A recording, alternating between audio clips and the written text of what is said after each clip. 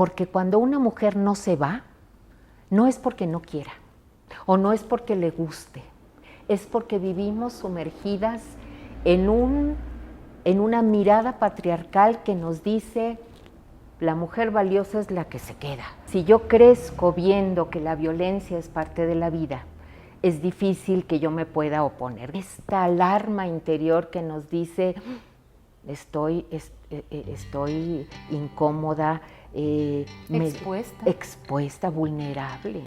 Es difícil cerrar cuando no tienes como esa ritualización de la despedida. Con el rosa y el azul me constituí, porque estaba establecido. Hola, ¿cómo están, amigas y amigos? Les doy la más cordial bienvenida a esta emisión más de nuestro programa de Rosa y Azul. Y hoy contamos con una mujer verdaderamente imponente, una mujer grandiosa, maravillosa, que aprecio, que admiro y a quien le reconozco su trabajo y su valor para luchar, para erradicar la violencia en contra de las mujeres, no solo en el estado de Puebla, porque ella ha trabajado en diversos estados, a nivel federal y estatal, como servidora pública. Y bueno, pues le doy la más cordial bienvenida a la doctora Alicia Llamas. Ay, Vero, gracias. Muchísimas gracias. Me siento muy honrada porque respeto mucho tu programa. Muchísimas gracias por la invitación. Gracias, doctora, por aceptar. Y bien, bueno, pues vamos a empezar un poquito a, explotar todo eso que sabe. Bueno, explotar no es la palabra. Creo que vamos a aprender el día de hoy muchísimo con toda su trayectoria. El tema, empezando por el tema de la violencia en contra de las mujeres. ¿Cómo debemos entender este término de violencia, doctora? Quizá deberíamos empezar por referirnos a las violencias, ¿no? Porque conforme se ha avanzado en el estudio y en el trabajo con la violencia, nos damos cuenta de que hay muchas formas en las que ésta se ejerce, ¿no? Entonces yo creo que una forma de entenderlo es, como el eje principal es una diferencia de poder entre hombres y mujeres o entre otros personajes que interactúan, y en eso se puede manifestar la violencia.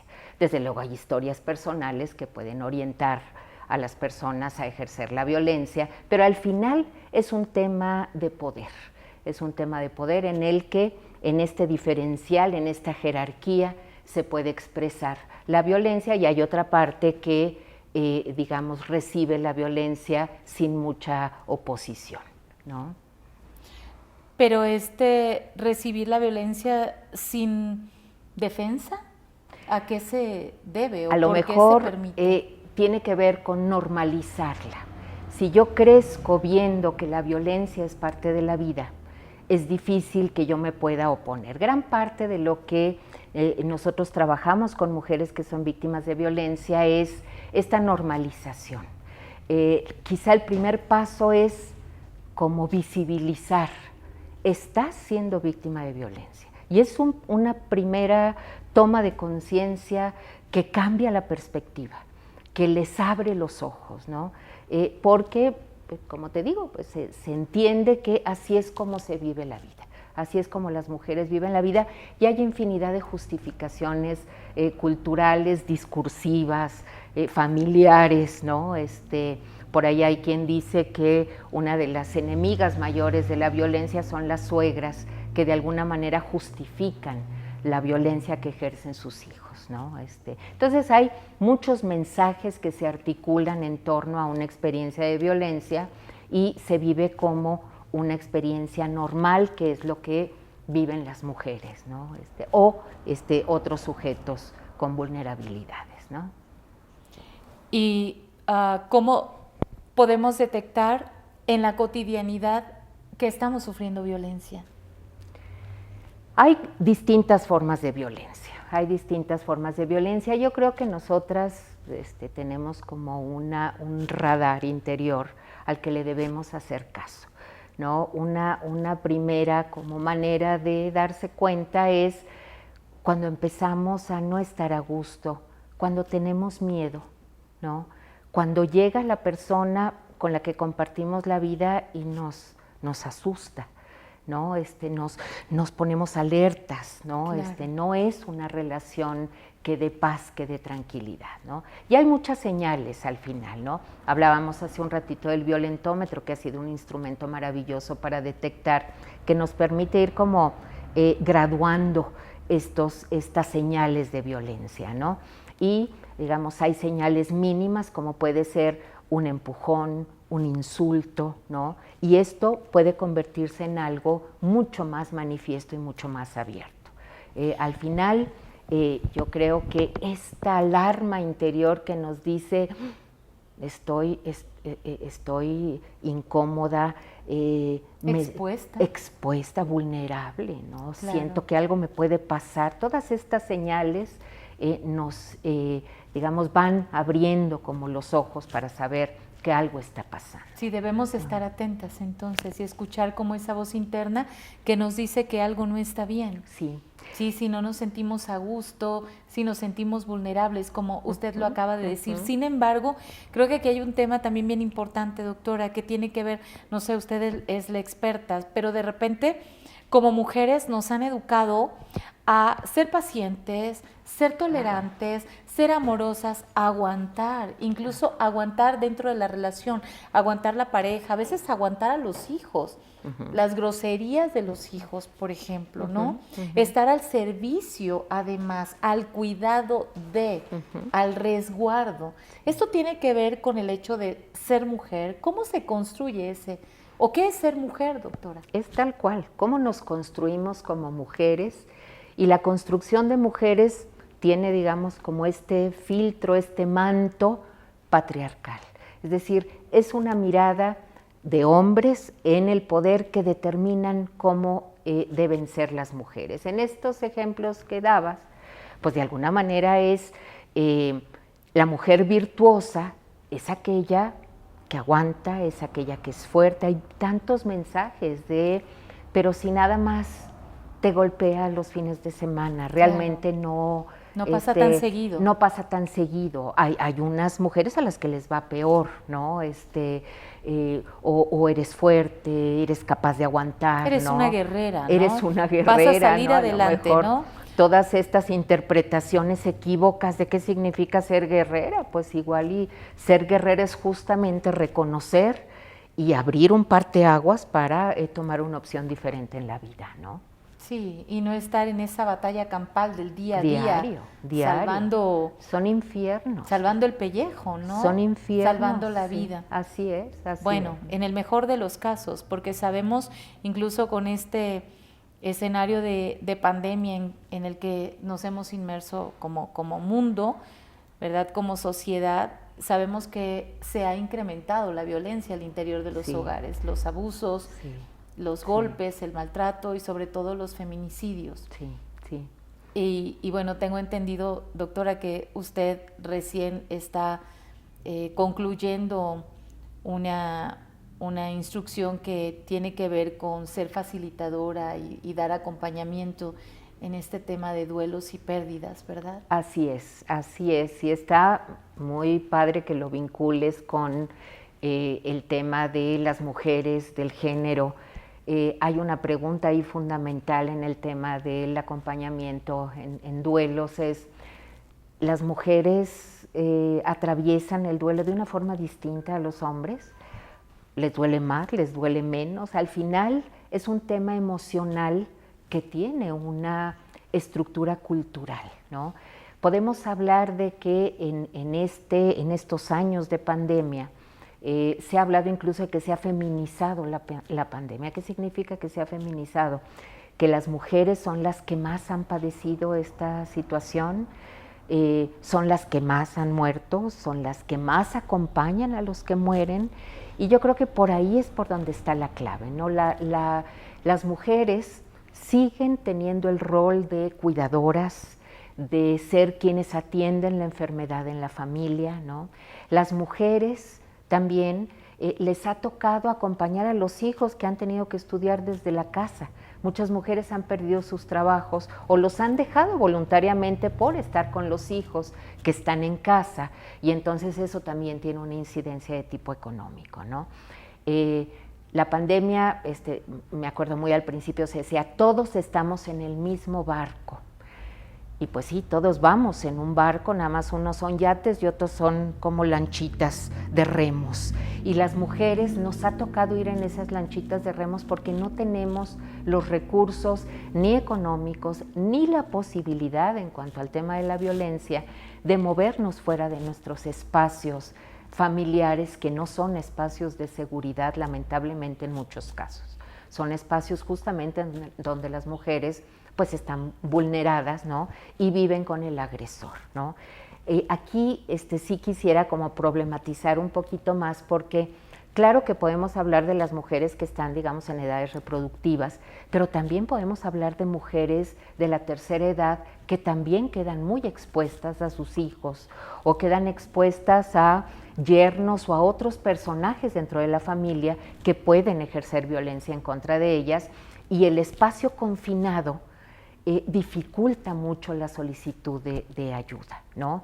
Si hablamos de las niñas, también se han registrado muchos casos de abusos sexuales en el tiempo de confinamiento dentro de espacios que están cerrados y donde las niñas no tienen otra posibilidad, digamos, de resguardarse o de ser cuidadas, ayuda, ¿no? De pedir ayuda, ¿no? Sí, como bien lo dices, son como diversos escenarios dentro de un macro escenario de subsistencia, ¿no? Porque por una parte lidiar con el tema de la enfermedad, por otra parte el tema de la economía, porque los roles de género nuevamente se han vuelto a establecer de una forma tal que el hombre está funcionando más como el proveedor, y la mujer en muchos casos ha tenido que elegir entre dejar a sus hijos solos, a sus hijos e hijas, ¿sí? O renunciar al trabajo. Así es.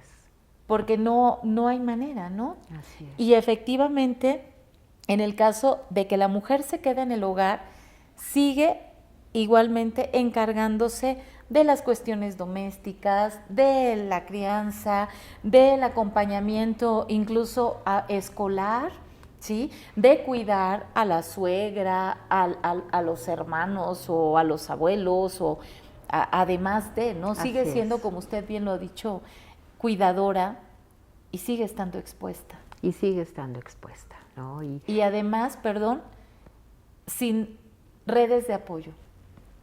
Porque usted hablaba hace un momento de que esta pandemia de alguna manera ha validado el encierro. Sí, al final se nos ha pedido que nos confinemos, se nos ha mandado a nuestra casa, está validado socialmente que estemos en ese marco dentro de nuestros hogares. ¿Y qué pasa dentro de los hogares, no? Lo que parece es que las dinámicas que se viven usualmente se exacerban en el encierro, ¿no? Hay que acordarnos que cuando hay experiencias de violencia, una de las herramientas que utilizan los agresores es el aislamiento de las mujeres, como cortarles estas relaciones sociales para que no tengan la posibilidad de solicitar la ayuda o salirse o buscar, digamos, otros recursos, otras herramientas. Y lo que pasa en el confinamiento es que también está legitimado que las mujeres dejen de tener como esta estructura de redes, ¿no? Sociales y de relación, ¿no? Y aún, bueno, cuando hay redes de apoyo, hay redes sociales o las propias redes sociales como el Facebook, por ejemplo, puede ser una herramienta siempre y cuando esté bien sustentada, haya gente atrás que pueda darles una orientación especializada. Sí, esto es muy importante porque proliferan grupos de toda naturaleza, ¿no? Desde para alimentarse hasta para hacer ejercicios, yogas, y desde luego también para hacer acompañamientos a mujeres, ¿no? ¿Qué tipo de acompañamientos son? Yo creo que pueden ser herramientas tremendamente valiosas, pero es muy importante que se tenga como mucha claridad de a quién se está acudiendo al final, ¿no? Que haya como alguna garantía de profesionalización, que se conozca un poco de la historia de quienes se están ofreciendo, porque yo creo que puede haber como grupos muy bien intencionados, pero también como con alguna deficiencia, ¿no? A la hora de hacer el acompañamiento, ¿no? Sí, entonces, que lejos de ayudar, vulnere. Que pueden vulnerar al final, ¿no? Acuérdense que uno de los momentos en los que las mujeres son más víctimas de violencia es en el momento en el que denuncian o en el momento en el que abren la situación de violencia para solicitar ayuda. Entonces, si esto no está bien regulado, bien cuidado, puede generar una situación mucho más compleja, ¿no? Al final, para las mujeres. Entonces, yo creo que pueden ser como herramientas, pero hay que tener mucho cuidado también de cómo nos acercamos a estas herramientas, ¿no?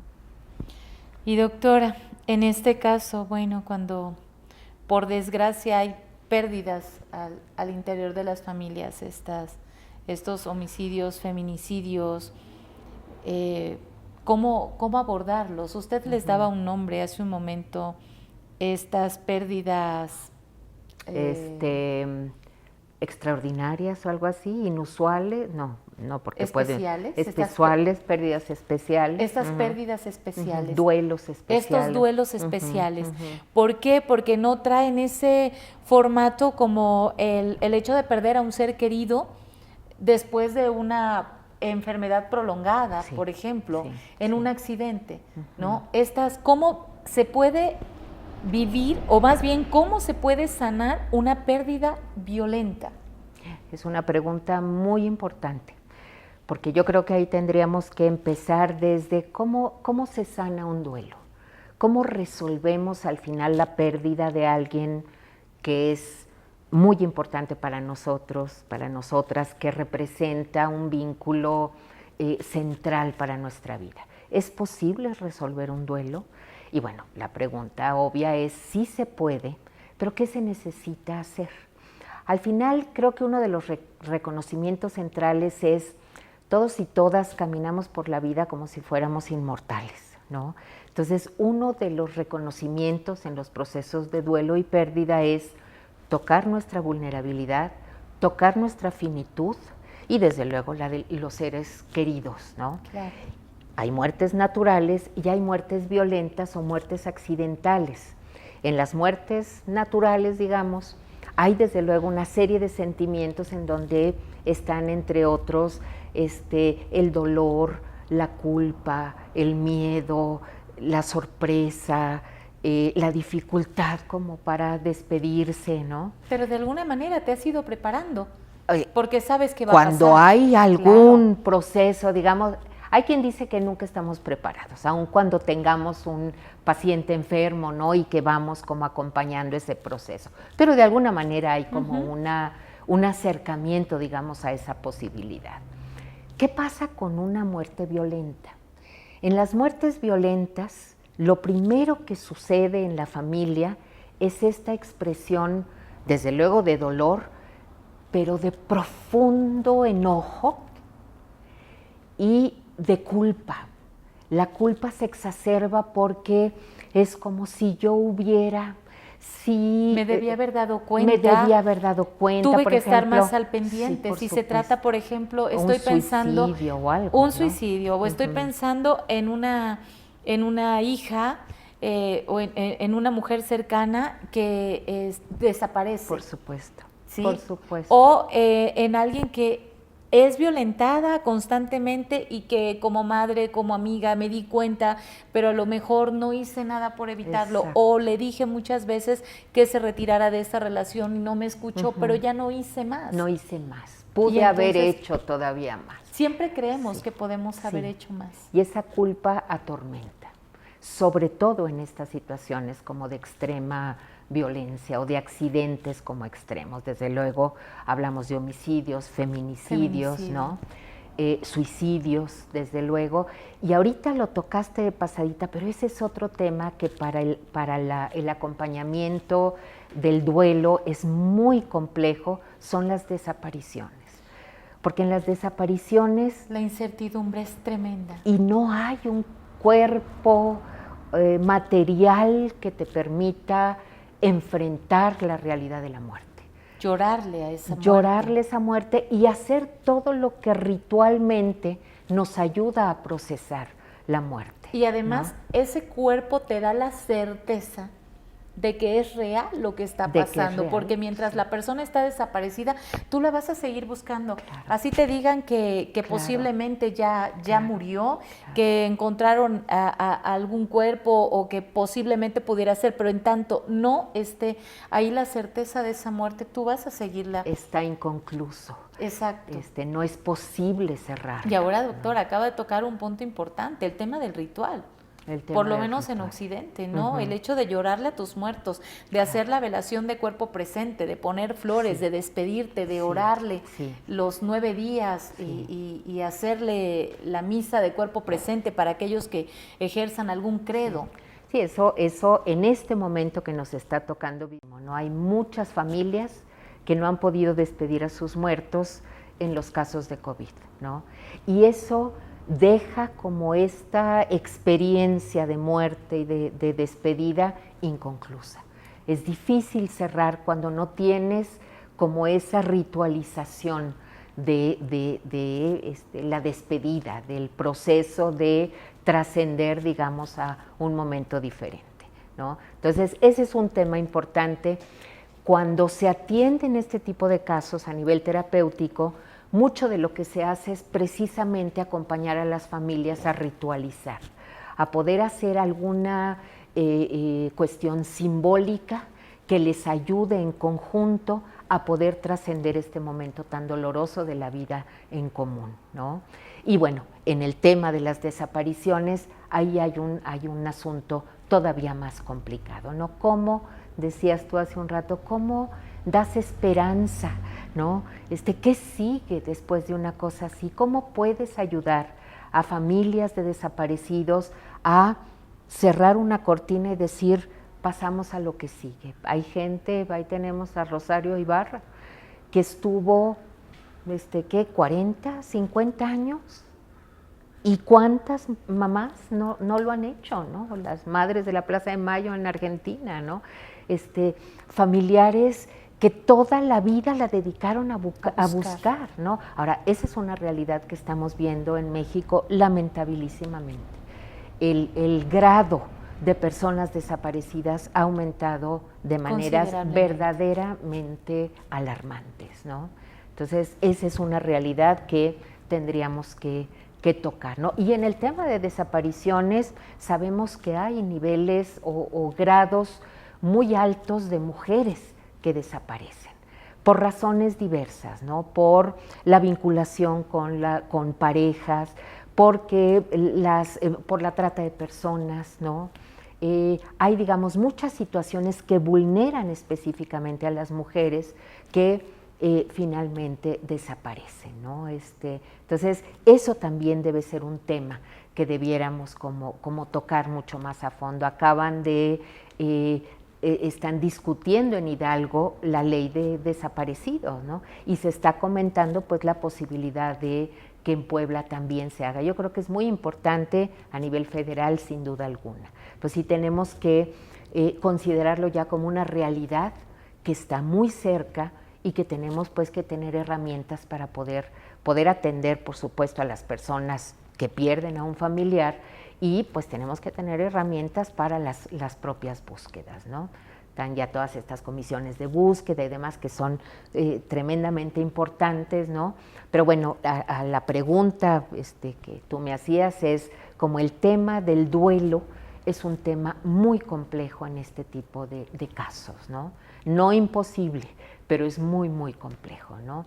Me decía una señora hace poco, lo más difícil es que tú puedas cerrar y decir, mi vida sigue. Mi vida sigue aunque mi hijo no está o no lo haya yo encontrado, la vida sigue. Y la verdad es que ese reconocimiento a nivel profundo es algo tremendamente fuerte, ¿no? Tremendamente doloroso.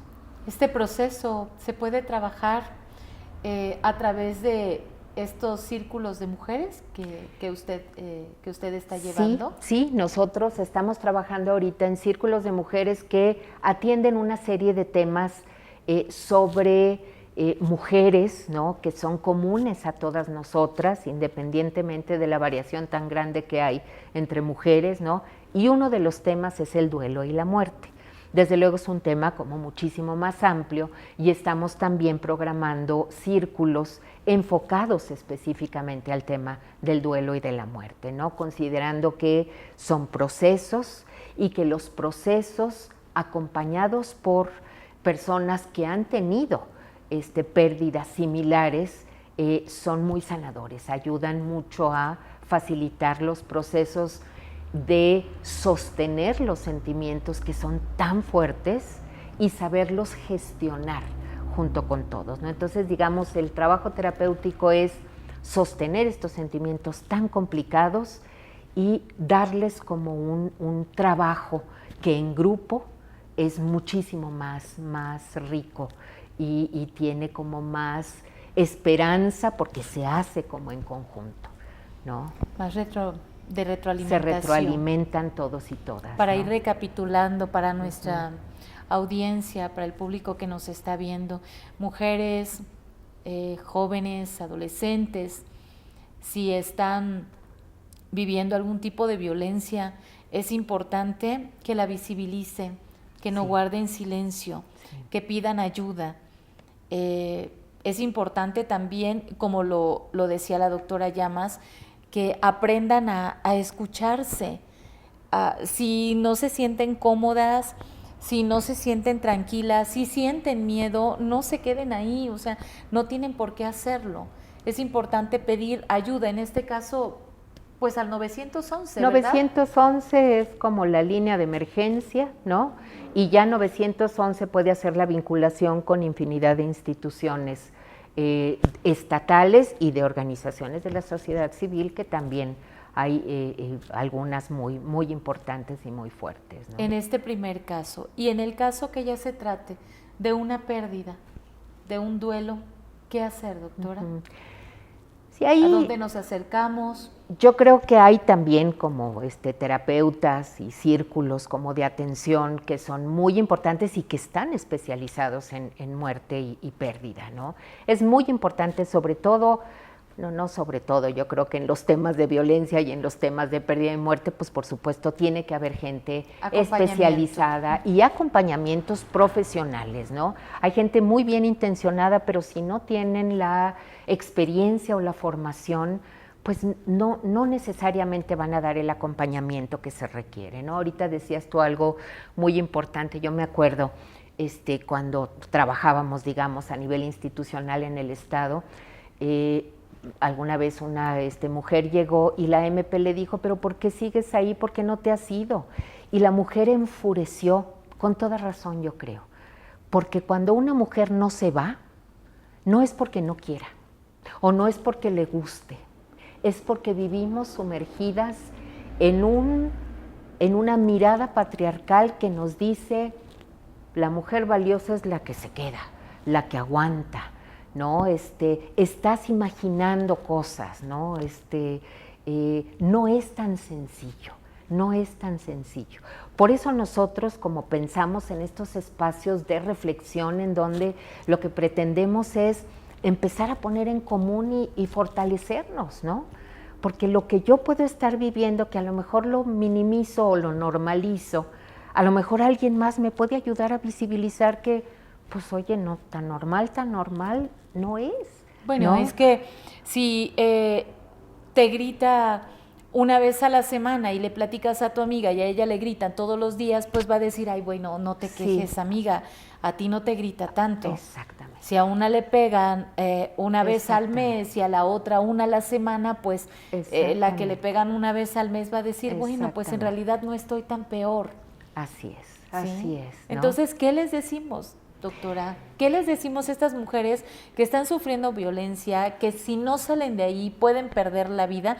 Ya les dijimos a estas familias que por desgracia han tenido alguna muerte violenta de algún cercano, de una cercana, que sí necesitan apoyarse, pedir ayuda, tener acompañamiento, ¿sí? tanatólogos, psicoterapeutas. Tanatólogos, ¿no? Claro. Terapeutas sistémicos que puedan reunir a la familia y que puedan ritualizar, que puedan expresar, que puedan... Consteladores, ¿no? Claro. Porque muchas veces lo que sucede es mejor no hablo de mi dolor para no levantarle el dolor a mi hermano, a mi mamá, ¿no? Entonces mejor me callo y acaban siendo como islas que viven tremendos dolores, pero en aislamiento. En soledad. En soledad. No, hay que hablarlo, hay que decirlo, hay que gritarlo, hay que llorarlo, hay que pedir ayuda, hay que visibilizarlo, ¿sí? Lo podemos hacer de la manera que dice la doctora, pero en el caso de que una mujer se siga quedando, ¿qué le decimos a esas mujeres? Yo creo que es muy importante que todas las mujeres sepan que hay leyes que nos protegen. Es decir, no es un evento aislado, ¿no? Muchas veces a las mujeres les da mucha vergüenza decir estoy siendo maltratada. Hay leyes porque la violencia está muy extendida. Entonces, que sepan que hay leyes que las protegen, ¿no? La Ley General de Acceso de las Mujeres a una Vida Libre de Violencia fue un parteaguas que comienza en el 2007 y ahí empiezan como a generarse una serie de procesos y de modelos, como decías al principio, ¿no? Que han ido como fortaleciendo la manera de acercarnos a los problemas. Yo invitaría a que sepan que nadie merece ser maltratada, de ninguna manera, ¿no? La propia ley habla de 5 maneras de ejercer la violencia, que son la emocional, que es la más común, la física, la sexual, la económica y la patrimonial, ¿no? Hay que comprenderlas, pero si eres víctima de cualquiera de estos tipos de violencia, vale la pena que te asesores para que sepan de qué manera pueden resolverlo. Y hay mucha gente que está trabajando en esto justamente porque es un problema social de enorme alcance, Gracias, doctora. Y estos círculos de mujeres que también son una herramienta para poder de alguna manera fortalecernos y salvar estas dificultades. ¿Hay manera de acceder a ellos, doctora, a estos círculos? Puedo dar sí, por favor, Facebook, estamos en Facebook, nos llamamos Círculo de Desarrollo Integral, estamos en Instagram también, ¿no? Y bueno, la idea es incluso acercarnos a sus casas, es decir, hacerlo virtualmente, ¿no? Si reunimos una X cantidad de mujeres y lo quieren hacer presencial, lo podemos hacer con todas las medidas sanitarias, pero lo que quiero transmitir es nuestro propósito, y en el marco de la pandemia ha sido acercarnos a las mujeres y hacer como estas reflexiones conjuntas para ir construyéndonos de una manera diferente, ¿no? Y estos círculos funcionan por aportaciones, o si tenemos en el caso alguna mujer que no tuviera el recurso para acceder. Les damos la enorme bienvenida. Gracias, tenemos doctora. cuotas como muy simbólicas, ¿no? Pero tenemos un montón de mujeres que no tienen cómo pagarnos y no pagan un centavo y no hay ningún compromiso con el grupo, ¿no? Creo que aquí el mensaje es nuestro afán es abrir estos espacios, ¿no? Y buscar la manera de ayudarnos. Cuando una avanza, avanzamos todas. Y yo creo que quienes hemos estado en este trabajo sabemos que el compromiso es con todas las mujeres, ¿no? Y bueno, yo hablo por mí, yo creo que todas las mujeres hemos tenido que trabajar mucho, trabajarnos mucho, reconocer otras cosas a las que nos enseñaron nuestras familias o la cultura. Hay que trabajarnos. Y la idea de los círculos es vamos abriendo espacios para poder trabajar sobre temas que nos atañen y que tenemos que ir como rascando más a fondo y fuera del patriarcado. Vamos construyendo entre mujeres, ¿no? Sexualidad, qué es lo femenino, qué es la espiritualidad femenina, se puede hablar de una espiritualidad femenina, ¿no? La salud, la relación con el cuerpo, la belleza, el duelo y la muerte, desde luego, ¿no? Ahorita estamos viendo el tema de la pareja. ¿Qué es la pareja? ¿Cómo la concebimos, no? ¿Qué debemos aspirar? ¿A qué le tiramos al construir una pareja? Es decir, son temas que a todas nos interesan y que nos van construyendo de alguna manera pero con mucha congruencia, no comprando modelos de afuera, sino a ver cómo podemos escuchar esta voz de adentro, como decías Claro, tú ¿cómo hace un funciona rato. para ti? ¿Cómo funciona? Claro. ¿Tú en qué crees? ¿No? Sí. ¿tú Y en a qué partir crees, de no? ello, construirnos, Y reconstruirnos. Sí, es así. Y estamos usando meditación, ¿no? Estamos metidas en el mindfulness, ¿no? Un poco con esta idea de meternos, de introyectar, de estar dentro de cada una de nosotras, ¿no? Además, sin duda, el compartir la experiencia de otras nos permite también mirarnos desde un sitio distinto, mirarnos a través de la otra. Sí, Encontrarnos, espejearnos, claro, ¿no? espejearnos. Doctora, vamos a dejar todos sus datos para que la ciudadanía pueda contactar y aquellas mujeres que realmente quieran ser parte de estos grupos, aun cuando no tengan el recurso para acceder a él, no importa, puedan llegar Sí, llegar claro. con usted y puedan transformar su vida, que de eso se trata. Pues Muchísimas nos daría gracias. mucho gusto y muchas gracias, Vero, por la invitación. De Gracias veras, a usted. mis respetos por este esfuerzo que estás haciendo para acercarle a las mujeres información. Eso es muy valioso. Y herramientas Y para cambiar la herramientas. vida, su vida, Sí. su valiosa vida. Sí. Felicidades, Gracias, Vero, y doctora. muchas gracias por la invitación. Muchas gracias a usted. Gracias. Con el rosa y el azul me constituí, porque estaba establecido en mis padres esa idea cuando llegué aquí.